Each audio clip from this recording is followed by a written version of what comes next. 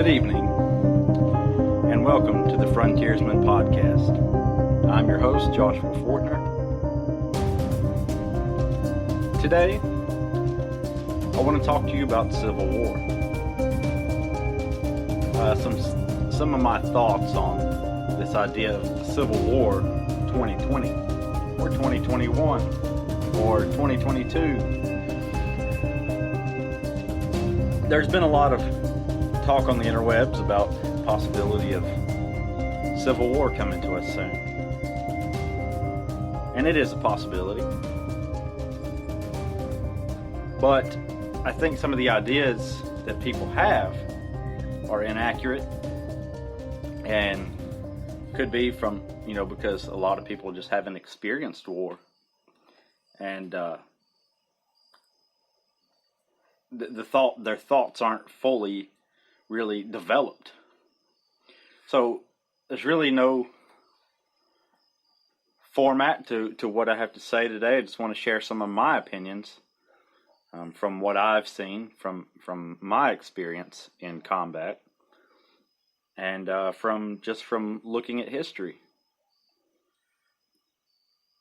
The first thing that we have to understand is that there's a lot of people that they seem to have this idea in their head that if a civil war comes now, then there's two sides, the left and the right, or there's Antifa and the Patriots.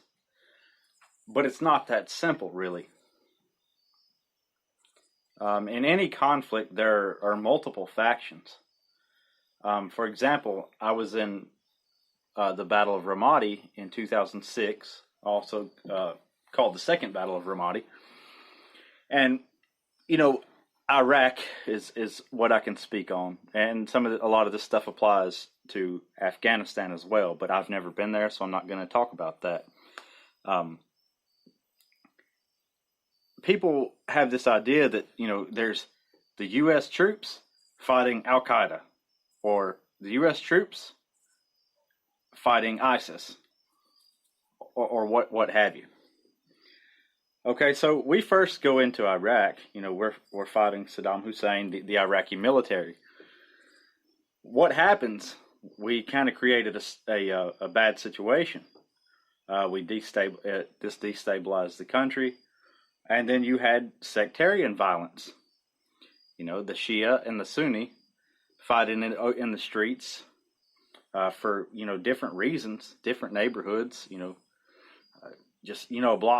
a block on this side of the street is fighting another block down the road. I mean, they're neighbors and they're fighting each other for different reasons. So there's four factions involved right there. You had the U.S., the military or allied forces, several different countries involved, the Iraqi military, the Shia, the Sunni, and not all necessarily all enemies of each other, but they are all fighting one or the other for a different reason. And then you have ISIS come into the picture. You have what Al-Qaeda in Iraq, as some of the organization is called. Then you have the Kurds in northern Iraq, who want to be left alone, and have always, been oppressed there. So you have, and several other factions, you have people that just want to be left alone. The large bulk of the people just want to be left alone to live their lives. And that would be the same case here. We shouldn't make the mistake of thinking that everything is always just black and white, because it's not. It's not that way in any part of life, and it is certainly not that way in a war zone or in combat or in a war like this, that we would have. There is no just two sides. Another problem that you have there that you would also have here is, who are you fighting? You don't know. Let's say you're you call yourself a patriot. Who are you fighting? Who is the enemy? Have you defined the enemy? Okay, let's say you have. Let's say you say, oh, it's those leftists, it's Antifa, it's Black Lives Matter. Okay, how do you identify that enemy? I mean, what? I mean, you say, oh, they wear all black. What, do you just go out there shooting anybody wearing all black? No, it's. I mean, you see what I'm saying? It's just not that simple. And then on their side, let's say, okay, hey, Antifa, who's the enemy? All the conservatives. How do you identify a conservative? This is how it was in Iraq, too. You don't know who the enemy is. It's an insurgency, and you're no longer fighting a uniformed, organized force. There's little skirmishes here and there, and you could be fighting. You may not even be fighting the same people each time. You could be fighting this group of people because you were in their neighborhood and they didn't want you there, so they start shooting at you. Pow, pow, pow, pow. A firefight goes off. It ends. You go down the blocks, if you survive, you go down the block and you take fire from another group. And it is Antifa. This is assuming, you're a patriot. And then you go down another block. Okay, they send out the U.S. military to take care of all this. Boom, now you're fighting them. And then you probably don't make it. You see, so this is, I mean, it's a complex issue. It's never just black and white.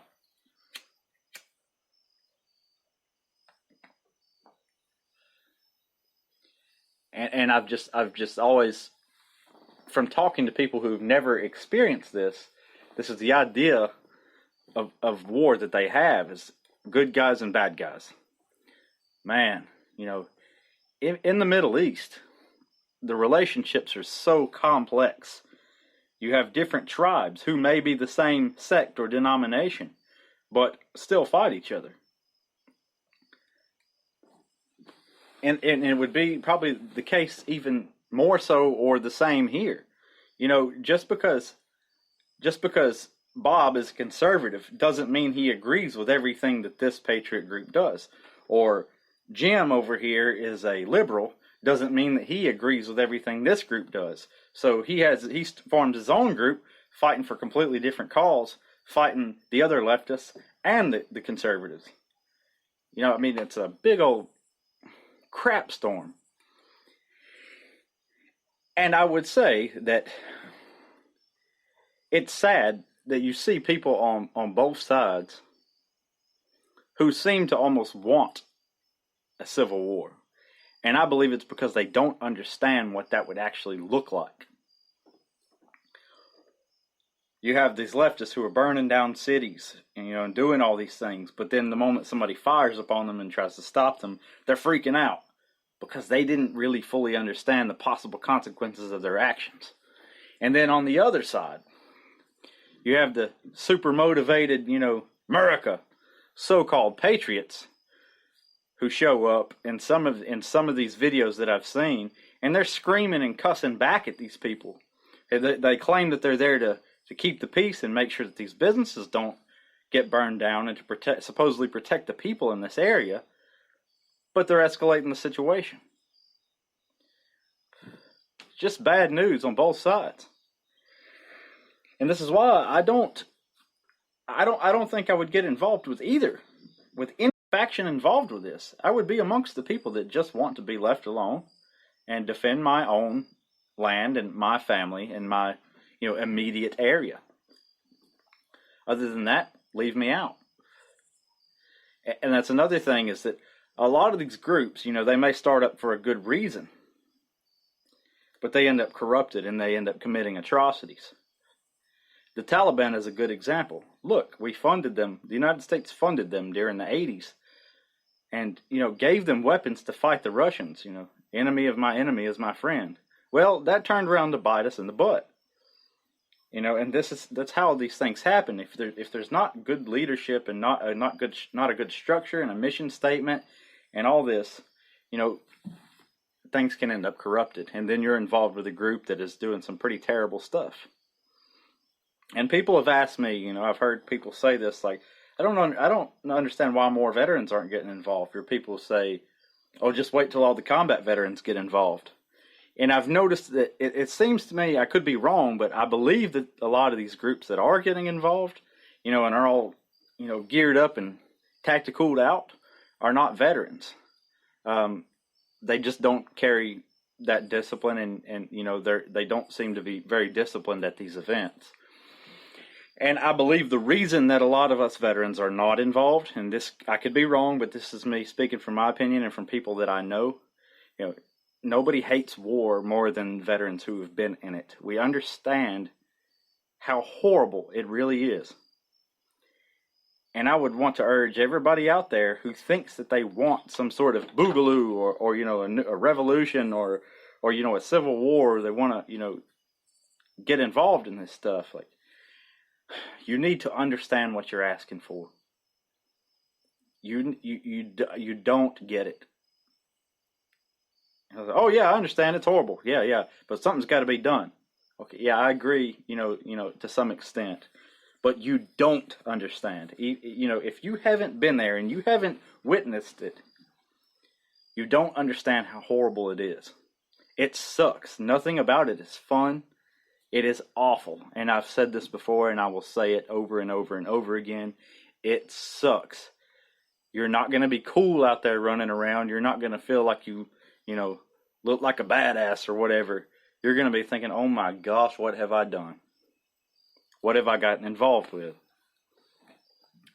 It sucks. That's all I can really say. It sucks. So, as always, I want to encourage everybody to be self-reliant and to step back away from these issues and really, think and really use our logic and reason. As the founding fathers wanted us to do, they set up the country so that decisions couldn't be made quickly and so that we had to think and deliberate about things before we do them. And that's because they understood the danger of human emotion. And we are seeing right now the danger of human emotion. We are seeing how quickly our emotions can turn us violent and against each other. And I never want to see war again, especially not with the American people, amongst ourselves. But that's some of my thoughts on that. And like I said, I just want to encourage everybody to just chill out, step back, be self-reliant, take care of your own. The course that we are headed down now, I think, has been coming for a reason outside of our understanding and our knowledge. And there's nothing that no man on this earth can do about it. There's only one that can stop this, and I don't think that he will. Because I'm not sure that we as a society deserve to be saved from this. I think that what's coming in the near future, we have brought it upon ourselves, and we deserve every bit of it. So that's it for tonight, guys. My thoughts on Civil War 2020. If you would like to support our content on self-reliance and us making all this great, handcrafted leather gear for you guys, please head over to our Patreon page at patreon.com/Fortner's Frontier Leather and join us there for as little as $1 a month. And I will see you next weekend. Stay self-reliant.